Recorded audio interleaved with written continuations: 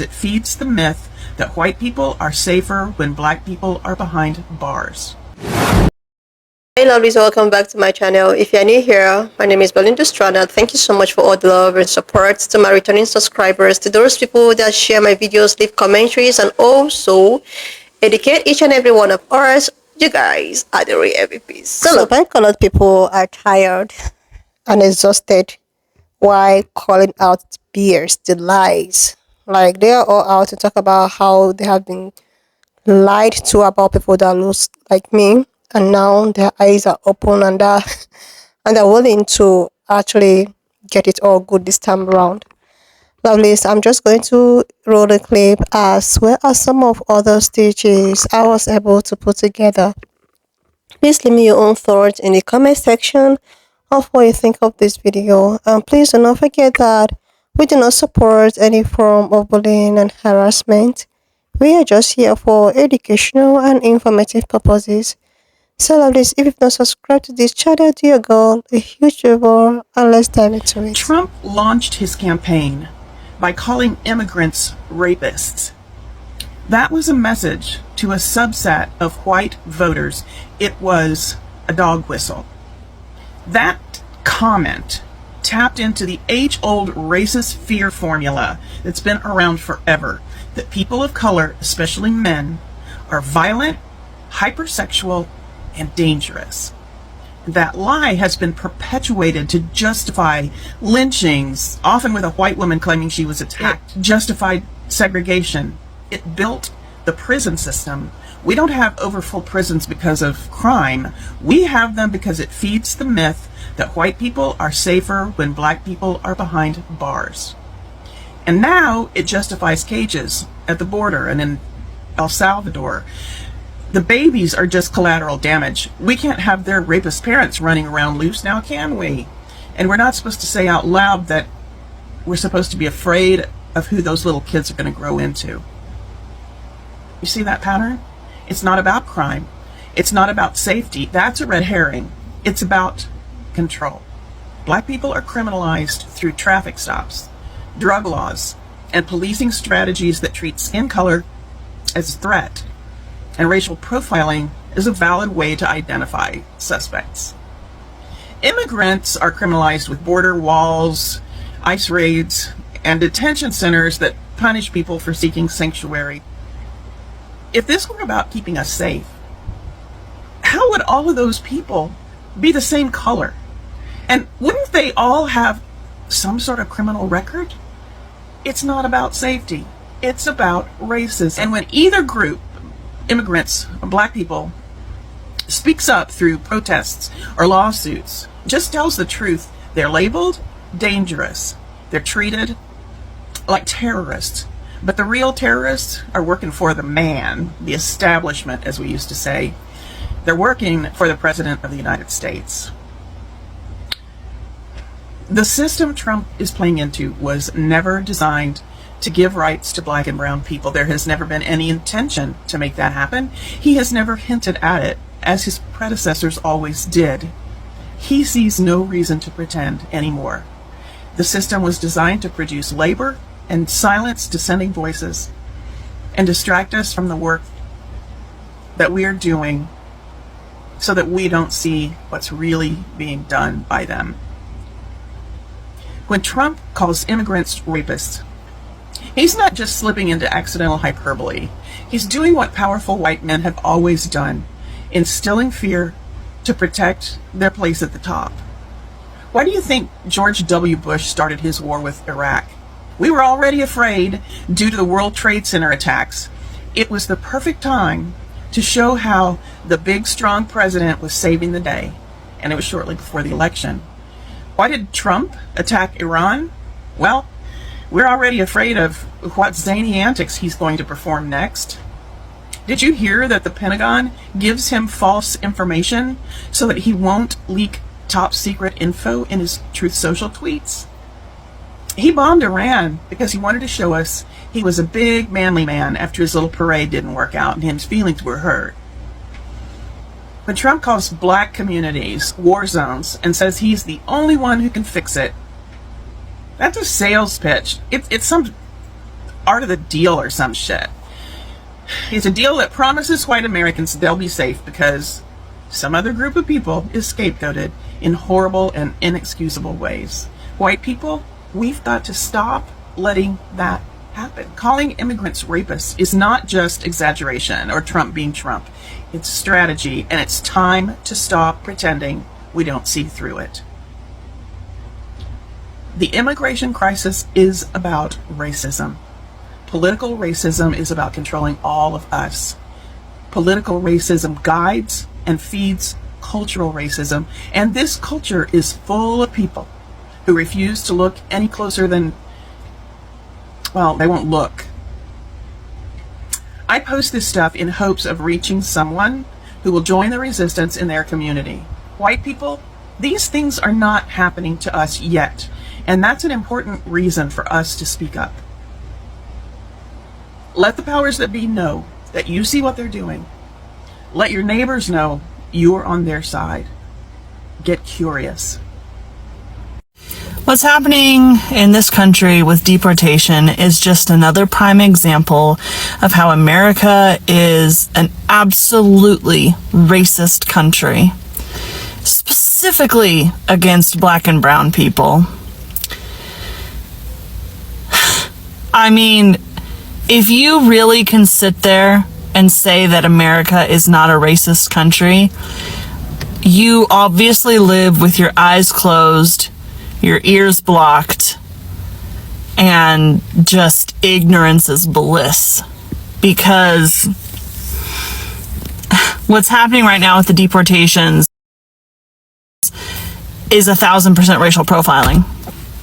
If you are brown, if you look Hispanic, God forbid you speak Spanish, God forbid all of the above, you're probably going to be approached, detained, have your window broken by ice, thrown to the ground, put in deplorable conditions.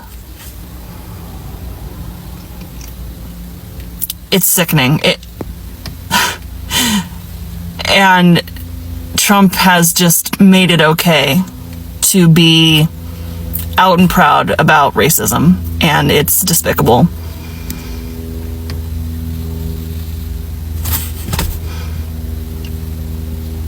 I hate it so much.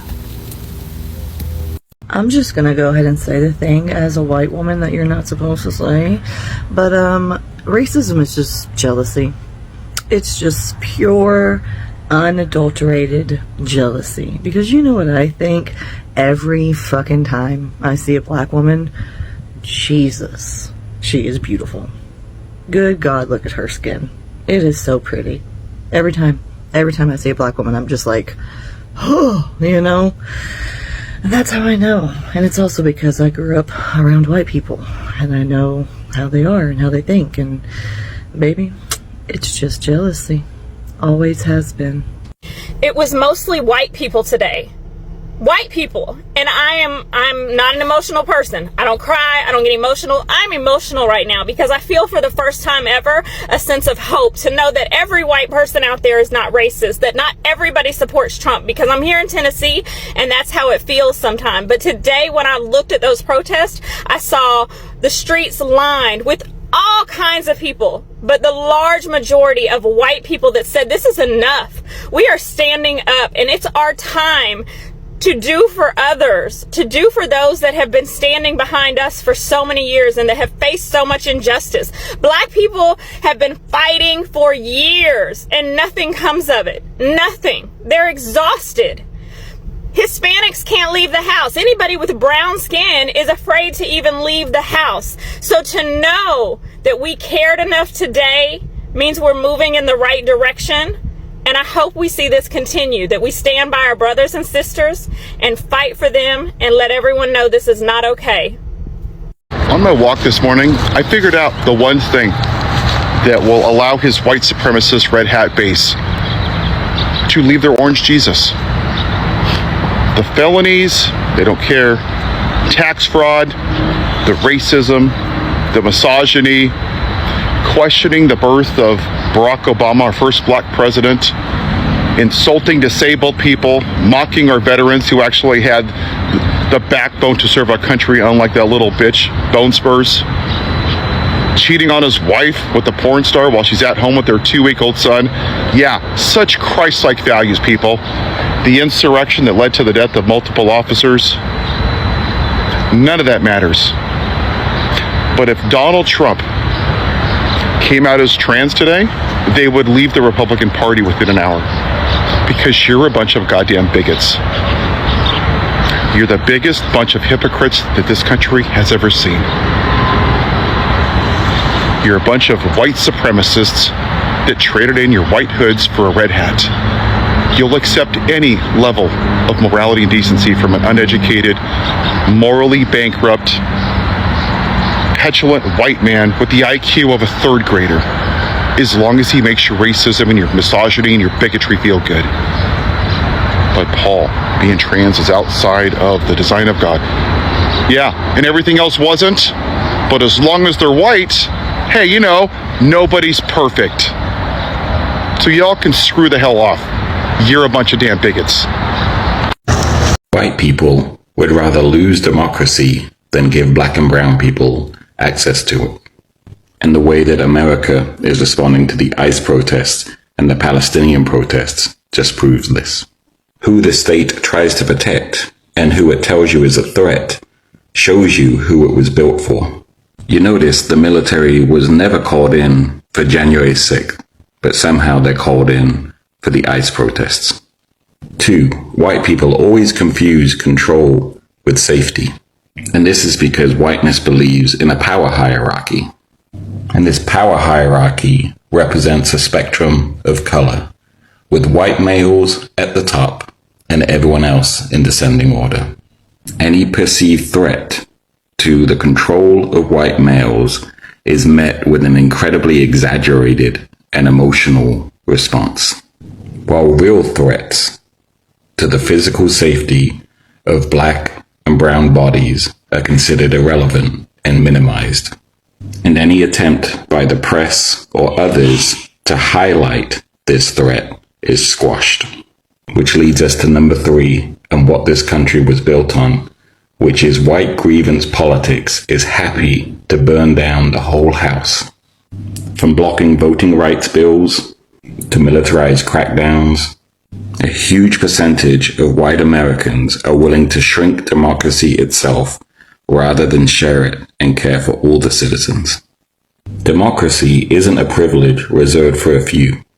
It's a promise that must be defended for everyone. When we fight for immigrant justice, racial equality, the right to the LGBTQIA community, and environmental justice, we don't just expand democracy, we safeguard it. Because if we don't fight for democracy and justice for all, we risk losing it entirely. I hope this helps. This one's for the Southern men. Not the politicians, not the bootlickers in Washington pretending to know bourbon from Boone's Farm. No, I'm talking to the good old boys. The poor but proud, the ones who can bait a hook and throw a punch. The ones who cry at funerals and grin through pain and tip their hats even when the world spits in their face. The ones that sound like me and look like me and were raised like me, but somewhere out here on this long stretch of American decline, you've lost the damn map. What in the holy goddamn hell happened to you? Once upon a time, a Southern man was many things, some good, some bad, but almost always real. You could hear it in the callous vowels of his draw and see it in the crack of his knuckles. He stood for something. He stood up even when the wind blew hard against him. He didn't need a flag the size of a billboard or a Facebook profile, soaked in eagles and assault rifles to prove he loved his home. He just lived it, quietly and fiercely, with a bite and a laugh. And now your heroes are Donald Trump Jr., a taxidermed mannequin in a vast pro vest, and Eric Trump, a human gaff, J.D. Vance, who sells Appalachian grit like it's a can of soup, and Tom Cotton, a poster boy for robotic boot polishers. These are your Marlboro men? These aren't Southern men. They aren't even men in the sense my grandfather meant it. They're simpering little power fetishists in tailored camouflage, chugging masculinity supplements and playing Patriot on sound stages built by Wall Street.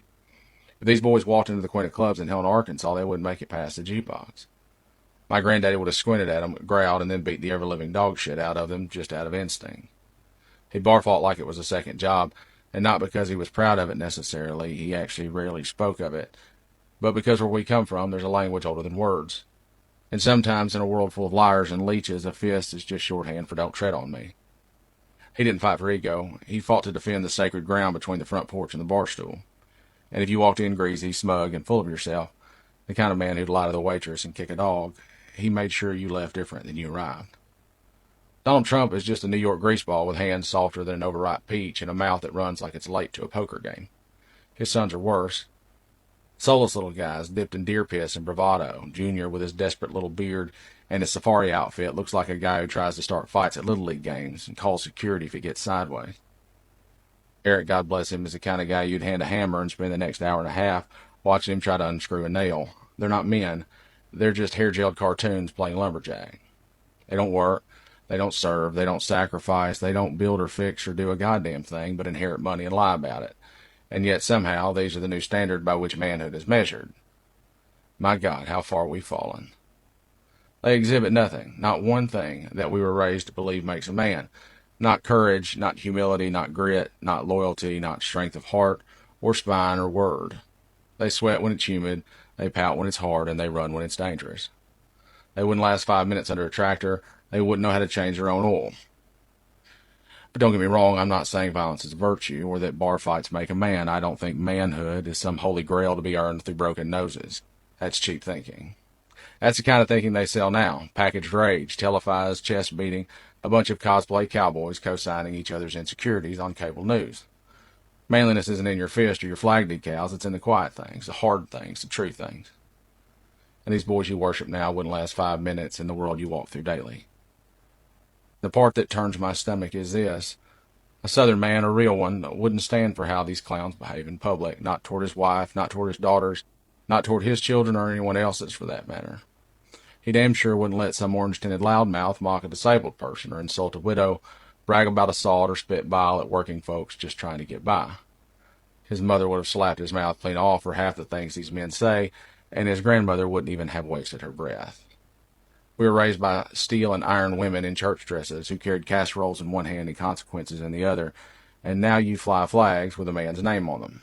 You worship him like a savior, and you can say you voted for the lesser of two evils if you want, maybe you did, but when you defend him, when you excuse him, when you wave his banner like it's a Stars and Stripes Reborn, you're not just complicit, you've already sold your soul. And I don't pretend to have the definition of manhood carved in stone. In fact, I think most definitions are too brittle and break under real pressure. But I do know what it's not. It's not inherited money and gold-plated toilets. It's not screaming on a stage while other people fight your wars and pay your debts. It's not throwing tantrums on television and calling it truth. No. A man is what he does when the storms come. A man is how he treats people who can't do a damn thing for him. A man is what he says when no one is looking, and how he loves when no one else understands. And these slick-haired frauds wouldn't recognize that man if he offered to help them jumpstart their helicopter.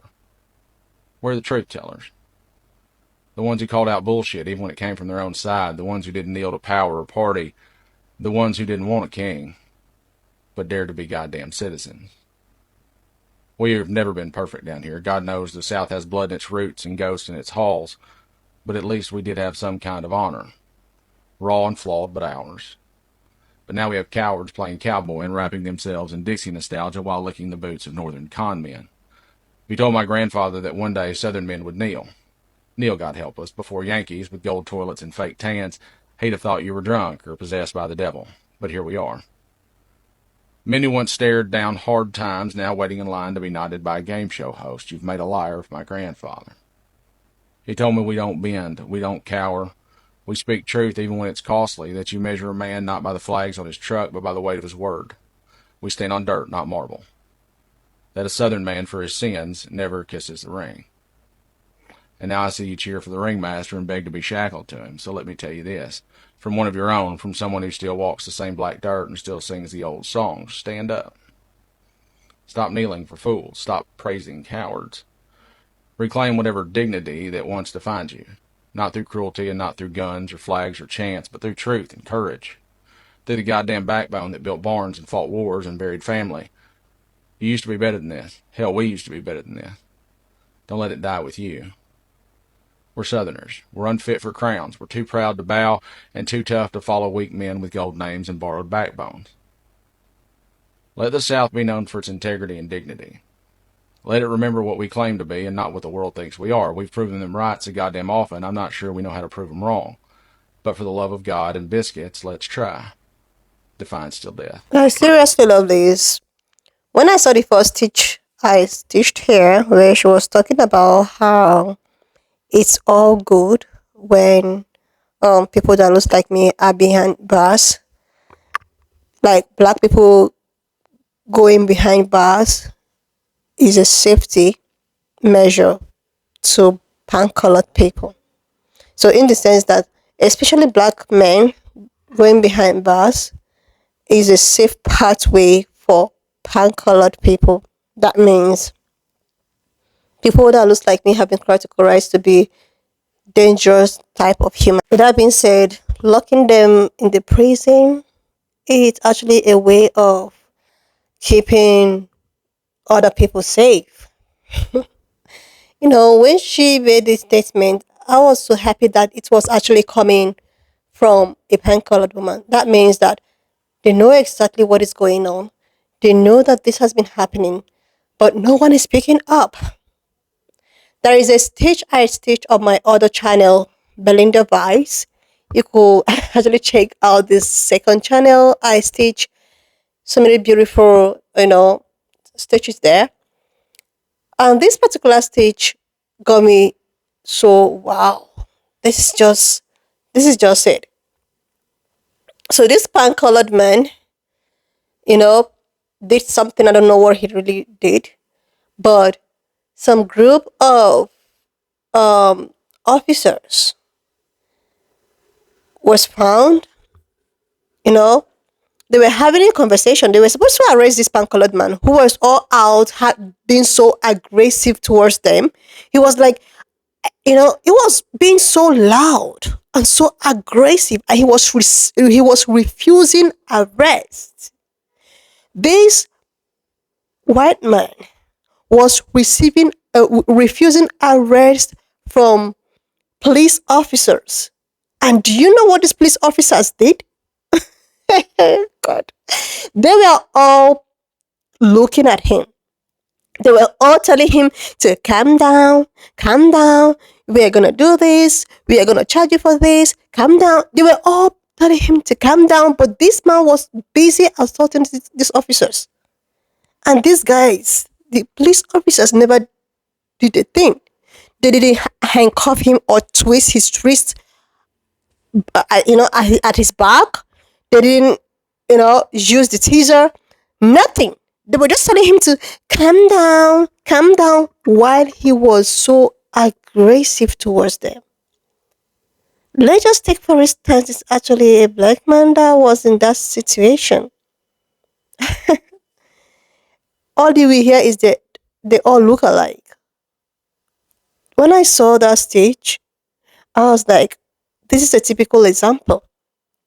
But let us assume that it was actually someone that looks like me was in that situation. We will not be hearing, calm down, calm down. No. They will do exactly what they are known to do. There is a particular content creator, celebrity, I've forgotten his name, who was recently released or pardoned by Orange Man, and he came out to talk about the ill treatment that he see them treating the black men in the prison cell. Like, he goes as far as to explain how they are so discriminatory. In short, the food they serve to these people is very different compared to that. And when people that looks like me want to, react and try to complain, people were like, oh my God, there is nothing like Ray and Sis. People still think that Ray and Sis does not really exist. It does. It's still alive and well. And it's because of Ray and Sis supremacy and all of that. That is why everyone is dancing to the rhythm of the music right now. It affected everything, even the vote and everything. People voted massively for, Dudu Daddy, because they thought it was going to give them the privilege, which it has already given them the privilege, because right now so many people are beginning to show their realities. It was as if people people were hiding that part of them, but when he took over the office, people are now showing their level of realities. That's why somebody can comfortably come out and call a 3 or a 5-year-old the N-word. Because they know that, oh, I have a daddy backing me, nothing is going to happen. And not only would they come out to call a 5-year-old the N-word, there are so many other people who can fund, who is ready to give you so much money so that you can exhibit the realities that you have inside of you. It is encouraged right now.